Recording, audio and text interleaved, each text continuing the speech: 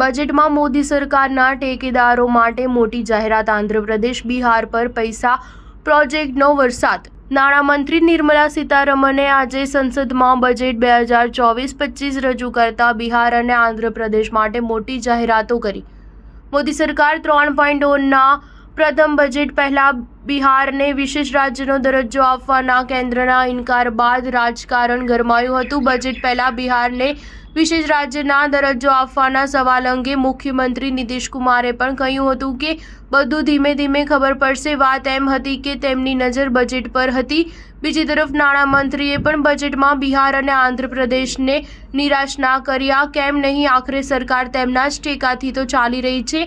નાણામંત્રીએ તેમના બજેટ ભાષણમાં ઉત્તર પૂર્વીય રાજ્યોના સર્વાંગી વિકાસ માટે પૂર્વોદય યોજનાની જાહેરાત કરી છે. આ યોજના હેઠળ બિહાર, ઝારખંડ, પશ્ચિમ બંગાળ અને આંધ્રપ્રદેશને પણ આવરી લેવાયા છે. નાણામંત્રીએ કહ્યું કે આ યોજના હેઠળ માનવ સંસાધન ઇન્ફ્રાસ્ટ્રક્ચરનો વિકાસ થશે અને આર્થિક તકો ઊભી થશે. તેનાથી આ રાજ્યો વિકસિત ભારતના એન્જિન બનીને સામે આવશે. તેમણે કહ્યું કે અમૃતસર કોલકાતા ઇન્ડસ્ટ્રીયલ કોરિડોર હેઠળ ઇન્ડસ્ટ્રીયલ લોડ ગયાનો વિકાસ કરવામાં આવશે. બજેટમાં પટના પૂર્ણિયા એક્સપ્રેસવે, બક્સર ભાગલપુર એક્સપ્રેસવે, બોધગયા રાજગીર વૈશાલી અને દરભંગા સ્પર્શની સાથે જ બક્સરમાં ગંગા નદી પર નવા 2 લેન પુલના નિર્માણની પણ જાહેરાત કરી છે. આ પ્રોજેક્ટ્સ પાછળ 26,000 કરોડ રૂપિયાનો ખર્ચ થશે. બજેટમાં નાણામંત્રીએ ભાગલપુર જિલ્લામાં 2400 મેગાવોટના પાવર પ્લાન્ટ સહિત રૂપિયા